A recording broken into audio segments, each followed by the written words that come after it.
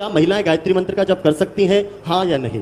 गायत्री ब्राह्मण की मूल है और यज्ञोपवीत संस्कार वाला व्यक्ति ही गायत्री का जप कर सकता है। स्त्रियों को यज्ञोपवीत पहनने का अधिकार नहीं है, तो इसका मतलब है कि जो है स्त्रियां गायत्री का जाप नहीं कर सकती। बहुत बहुत साधुवाद महाराज जी। बहुत आर्य समाज आपको शास्त्रार्थ की चुनौती देता है। गायत्री मंत्र का जाप लड़कियां कर सकती हैं ना, स्त्री को गायत्री मंत्र का जाप नहीं करना चाहिए। फिर कौन सा मंत्र जपें? आप श्री राम जय राम जपो, श्री कृष्ण गोविंद हरे मुरारी जपो, श्री कृष्ण जपो, श्री राम जपो, जय श्रीमन्नारायण जपो। एक बार इस विषय पर शास्त्रार्थ करें। अगर हम ज्ञानी लोगों की बात माने, अगर हम वेदों की बात माने, तो माताओं को गायत्री का पाठ नहीं करना चाहिए। इसलिए माता बहनों को कहा गया कि आप और मंत्र जो हैं आपके गुरु के द्वारा आपको प्राप्त हैं, तो उस बड़ी स्थिति में जाने की आवश्यकता नहीं है।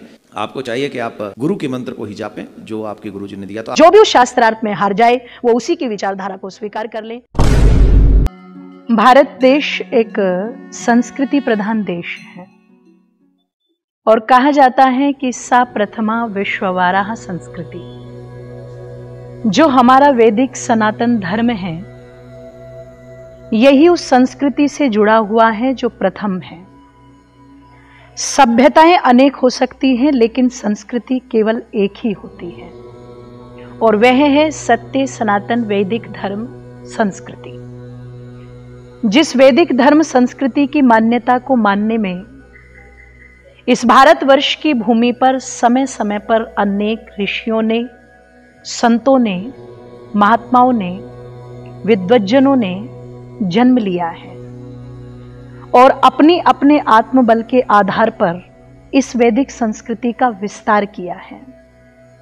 उसी में एक नाम आता है आदि गुरु शंकराचार्य का। निश्चित जिस समय भारत के अंदर बौद्ध मत, जैन मत चरम सीमा पर पनप रहा था, ऐसी विषम परिस्थितियों में आदि गुरु शंकराचार्य ने आकर के सनातन संस्कृति को बचाने का कार्य किया है, जिसकी भूरी भूरी प्रशंसा महर्षि दयानंद ने भी अपने अमर ग्रंथ सत्यार्थ प्रकाश में की है।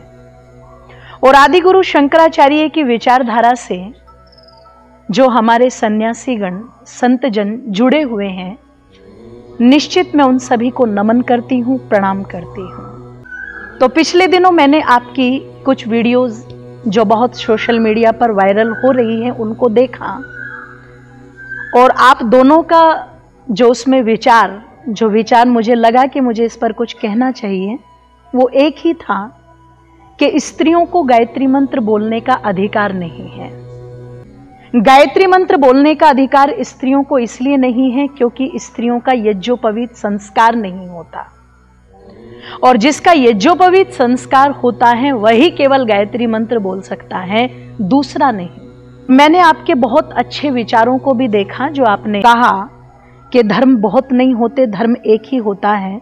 निश्चित मैं उससे बहुत प्रभावित भी हुई। बस मैं आप तो विनम्रता पूर्वक मैं आपसे केवल इतना पूछना चाहती हूं कि आपने जिस यज्ञोपवीत संस्कार की बात की है, सर्वप्रथम तो मंत्र आता है यज्ञोपवीतम परमं पवित्रम प्रजापतेर्यत् सहजम पुरस्तात् आयुष्यमग्रम प्रतिमुच्च शुभ्रम यज्ञोपवीतम बलमस्तु तेजः।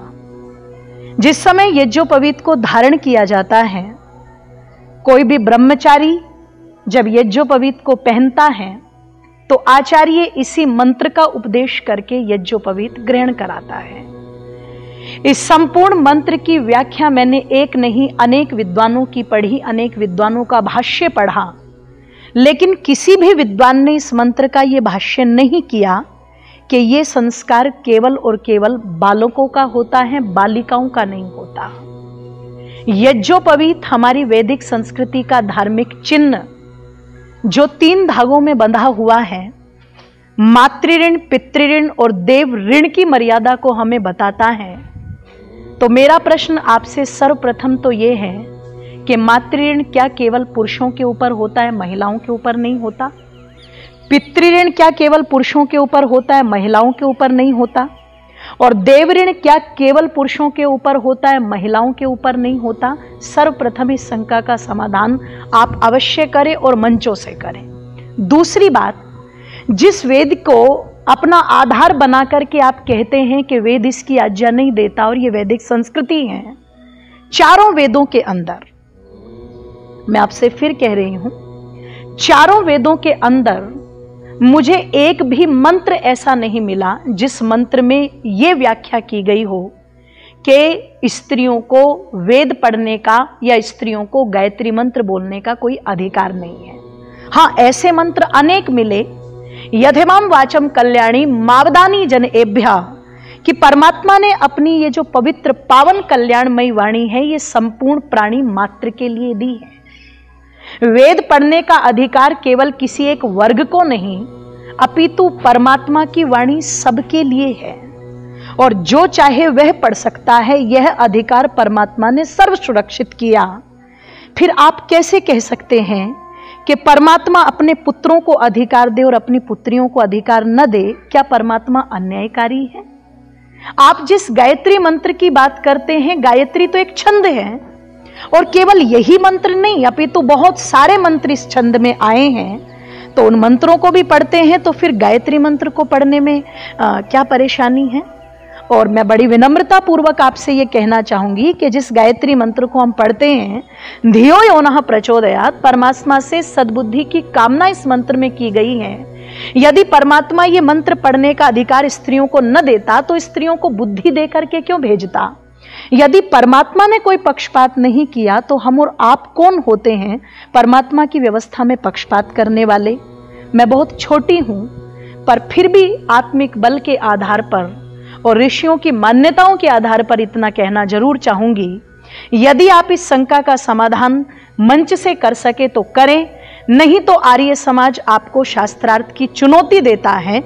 आप आर्य समाज के साथ बैठ करके, हमारे विद्वानों के साथ बैठ करके एक बार इस विषय पर शास्त्रार्थ करें और जो भी उस शास्त्रार्थ में हार जाए वो उसी की विचारधारा को स्वीकार कर लें। मैं अंजलि आर्या आपसे निवेदन करूंगी, मेरी बातें जब भी आप तक पहुंचे आप इसका उत्तर अवश्य दें। बहुत बहुत धन्यवाद। प्रणाम।